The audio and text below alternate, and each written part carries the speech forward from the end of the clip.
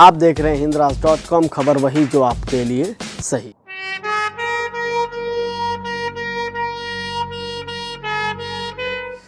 आज हम बात करने चाहेंगे कि मीडिया जो कुछ भी दिखाती है वो सिर्फ एक पहलू पे बात करती है, और जब उसके खिलाफ बात बढ़ जाती है तो फिर ये कहती है कि नहीं, इस नाम पर प्रोपेगेंडा नहीं होना चाहिए। तो क्या पहला सवाल है कि फिर प्रोपेगेंडा किसने किया?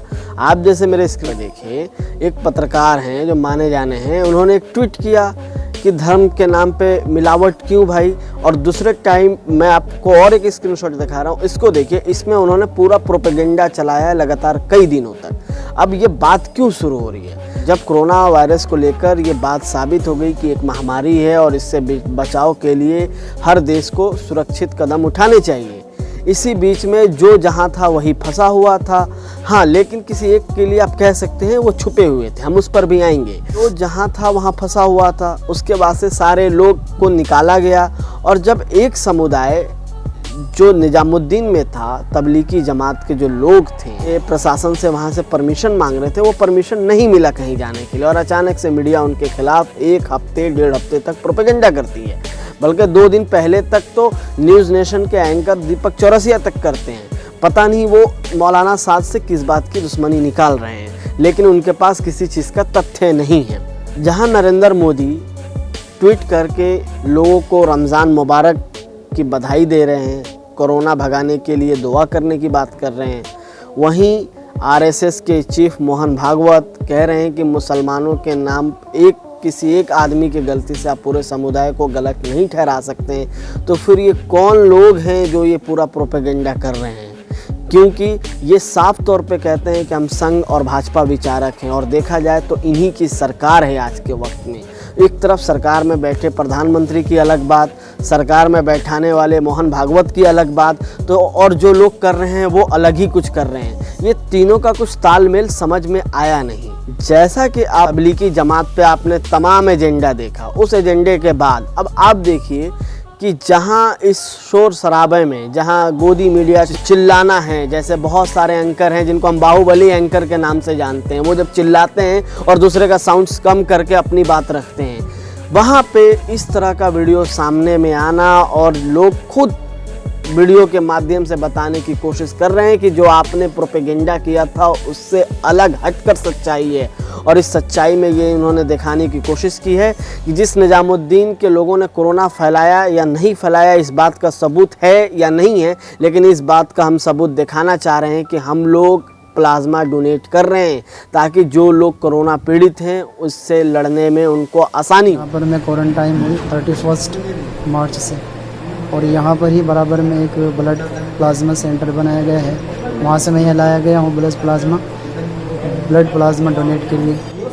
और ये ब्लड प्लाज्मा डोनेट की हिदायत हमें मौलाना साहब ने दी है। अगर ये वबा फैली है और हमारे किसी मदद से किसी की जान बच सकती है तो हम इसको आगे बढ़ चढ़कर हिस्सा लें। हमारे पास जो सुल्तानपुरी में हैं, जितने भी पेशेंट हैं वहाँ पे जो पॉजिटिव से नेगेटिव, सब तैयार हैं देने के लिए। क्या वो नहीं कि हमारी बदनामी हुई, अब चलो हम अपनी बदनामी को जो है डैमेज कंट्रोल कर लें यहाँ से, नहीं, बिल्कुल भी ये नहीं है।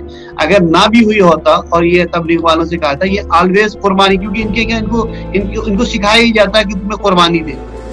सुल्तानपुरी क्वारंटीन सेंटर ये सब प्लाज्मा डोनेट करने के लिए है।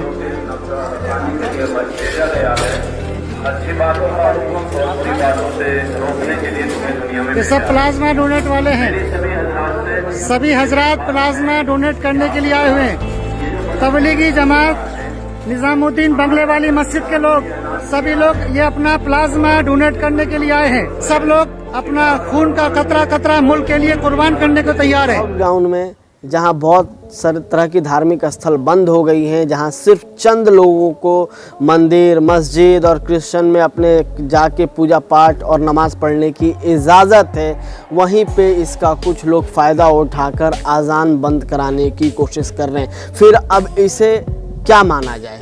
ये नहीं कहा जा सकता है कि किसी के इशारे पे ये काम हो रहा है। आखिर प्रशासन कैसे किसी को कह सकती है कि आप अजान मत दीजिए या बंद कर दीजिए अजान? कहीं ना कहीं तो उसको शासन से मिली होगी छूट कि आप जाके बंद कराइए। इसी तरह का एक घटना जो है अलीगढ़ के बराबर में हाथरस जिले का है, जहां पे आज़ान बंद हुई थी। इसको लेकर एएमयू छात्र संघ के पूर्व कैबिनेट मेंबर जानिब हसन और पूर्व विधायक कोल अलीगढ़ हाजी जमीरुल्लाह वहां मिले और उन्होंने मिलने के बाद क्या कुछ कहा, हम आपको ये सुनाते हैं और इस वीडियो को देखिए। सबसे मिले हैं, हाथरस जिला है हमारे बराबर में, वहाँ के डीएम साहब ने अजान पे पाबंदी लगा दी है और हमने रात को उनसे बात करी थी कि आपने क्या ऐसा कोई आदेश किया है कि अजान पे पाबंदी लगाने का। तो उन्होंने कहा मैंने आदेश किया है, हाथरस जिले में अजान नहीं होगी। मैंने कोई सरकारी आदेश कि हाँ सरकार का आदेश है।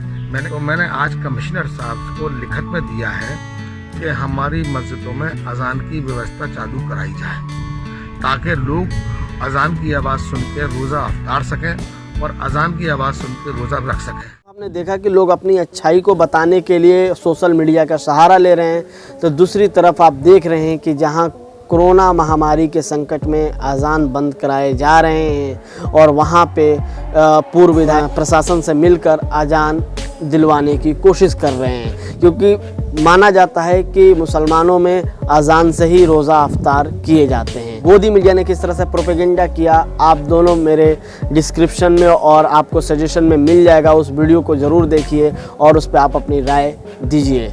आप देख रहे हैं हिंदराज.com, खबर वही जो आपके लिए सही।